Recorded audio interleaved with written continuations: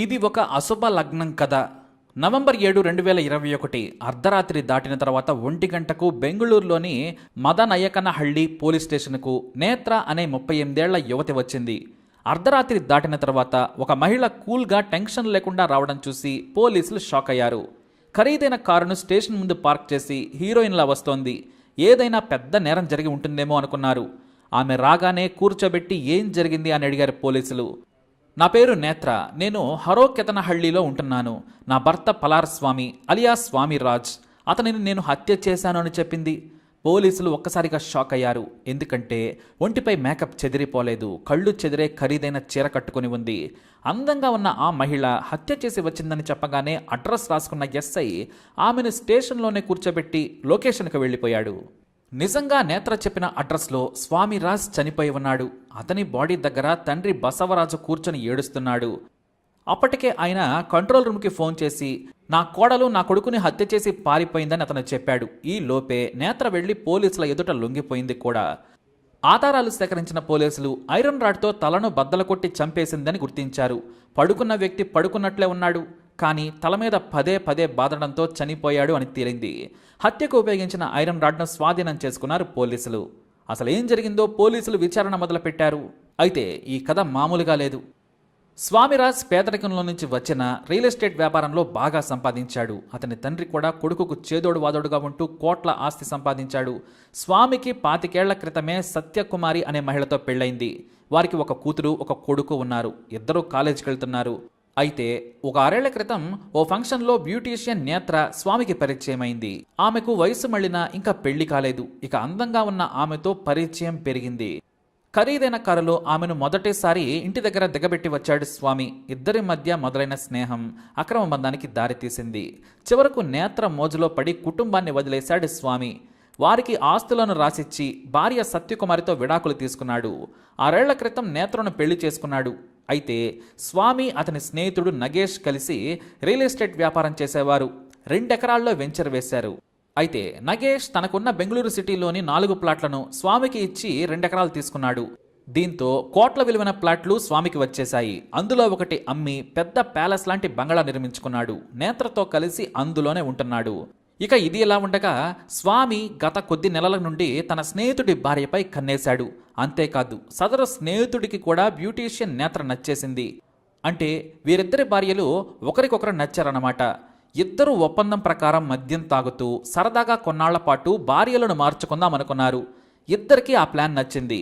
సరికొత్త మహిళతో శృంగారాన్ని కొత్తగా ఎంజాయ్ చేయవచ్చు అనుకున్నారు. తన భార్య నేత్రను నీ దగ్గరకు పంపుతాను, నీ భార్యను నా దగ్గరకు పంపమని అడిగాడు.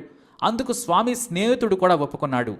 అయితే స్వామి దగ్గర చాలా డబ్బుందనో లేదో ఏదో కానీ అందంగా ఉండే అతని స్నేహితుడి భార్య సైతం దీనికి ఒప్పుకుంది. ఎన్ని రోజులైనా సరే స్వామితో గడుపుతానని సదరు మహిళ చెప్పింది. నెల రోజుల వరకు మనకు కావలసినట్లుగా భార్యలను మార్చుకుని ఎంజాయ్ చేద్దాం అని స్వామికి చెప్పాడు అతని స్నేహితుడు. ఇక అవతల వైపు అంతా సిద్ధమైపోయింది. ఒక్క ఫోన్ చేస్తే స్వామి ఫ్రెండ్ తన భార్యను పంపుతాడు. కానీ ఇక్కడ నేత్రను పంపించడం స్వామికి ఇబ్బందిగా మారింది. ఎందుకంటే నా ఫ్రెండ్ ఇంటికి వెళ్ళు, అతని భార్య నా దగ్గరకు వస్తుంది, నువ్వు అతనితో ఎంజాయ్ చేయి, నేను అతని భార్యను పిలిపించుకొని ఎంజాయ్ చేస్తానని చెప్పాడు. ఒక్కసారిగా తల పగిలిపోయింది నేత్రకు. దీనిపై నేత్ర ఆగ్రహం వ్యక్తం చేసింది.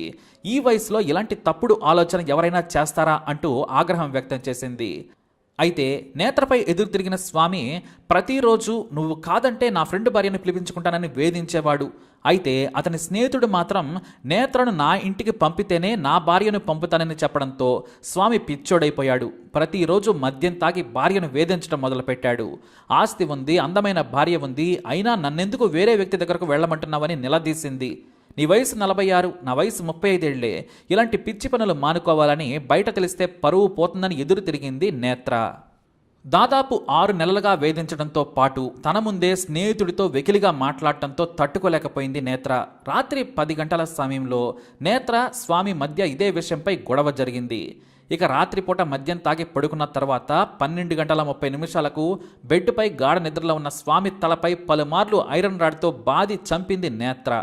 అదే సమయంలో స్వామి తండ్రి బసవరాజు రావడం చూసి ఐరన్ రాడ్ను పక్కన పడేసి బయటికి వెళ్ళిపోయింది.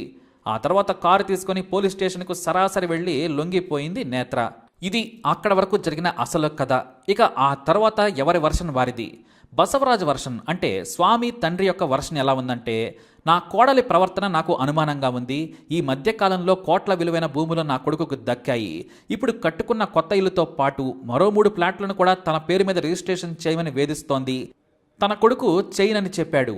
ఈ ఆస్తులన్నీ మొదటి భార్యా పిల్లలకు ఎక్కడ ఇస్తాడో అనే భయంతో చంపిందని, ఇప్పుడు భార్యను వేరే వ్యక్తి పడకలోకి వెళ్లమన్నందుకే చంపానని అబద్ధం చెబుతోందని ఆరోపించాడు.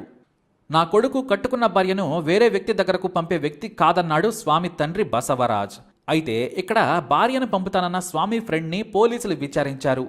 అతను చెప్పిన నిజమేమిటంటే, ఈ వైఫ్ ఎక్స్చేంజ్ ప్లాన్ నిజమని తేలింది.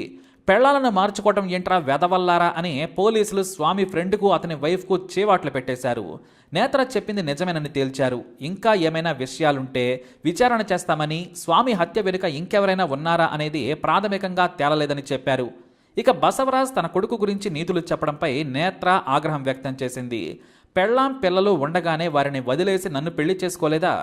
నేను బోరు కొట్టగానే వేరే మహిళ కోసం పాకులాడుతున్నాడని ఆగ్రహం వ్యక్తం చేసింది. ఇక బసవరాజ్ సైతం పెళ్లిన మగాడితో వచ్చిన నువ్వు నీతులు చెప్పదని ఆగ్రహం వ్యక్తం చేశాడు. తాను హత్య చేసి జైలుకు వెళితే ఆస్తులను నేనెలా అనుభవిస్తాను అని నా ఆత్మాభిమానాన్ని అవమానించొద్దు అని నేత్ర ఆగ్రహం వ్యక్తం చేసింది. అయితే తన భార్యను స్వామి దగ్గరకు పంపిస్తానన్న స్నేహితునిపై నిఘా పెట్టారు పోలీసులు. అతని భార్య సైతం స్వామి దగ్గరకు ఎందుకు వస్తానంది? ఏ భార్య అయినా పరాయి పురుషుడి దగ్గరకు వెళ్తానని చెప్పదు, కానీ ఎందుకు వెళ్తానని చెప్పిందనే దానిపై విచారణ సాగుతోంది. భార్యలను మార్చుకుని ఎంజాయ్ చేద్దామనుకున్న ఇద్దరు స్నేహితుల కథ ఇది కర్ణాటక సోషల్ మీడియాలో వైరల్గా మారిపోయింది. ఇక ఇదిలా ఉంటే స్వామి మొదటి భార్య సైతం ఆస్తి కోసమే నేత్ర హత్య చేసింది అని కేసు పెట్టింది. పోలీసులు అన్ని యాంగిల్స్లో ఈ కేసును విచారిస్తున్నారు. మొత్తానికి ఇక్కడ దరిద్రమైన విషయం ఏమిటంటే, ఇద్దరు భార్యలను మార్చుకొని శృంగారం అనుభవించటం. స్వామికి పుట్టిన ఈ బుద్ధి వల్లే అతడు ఇప్పుడు లేకుండా పోయాడు. మరి నేత్ర చేసిన దానిపై మీ అభిప్రాయం ఏంటి? మీ కమెంట్ తప్పనిసరిగా చేయండి. అలాగే ఇలాంటి ఇన్ఫర్మేషన్స్ కోసం ఈ వీడియోని లైక్ చేయండి, షేర్ చేయండి, మా ఛానల్ని సబ్స్క్రైబ్ చేసుకోండి.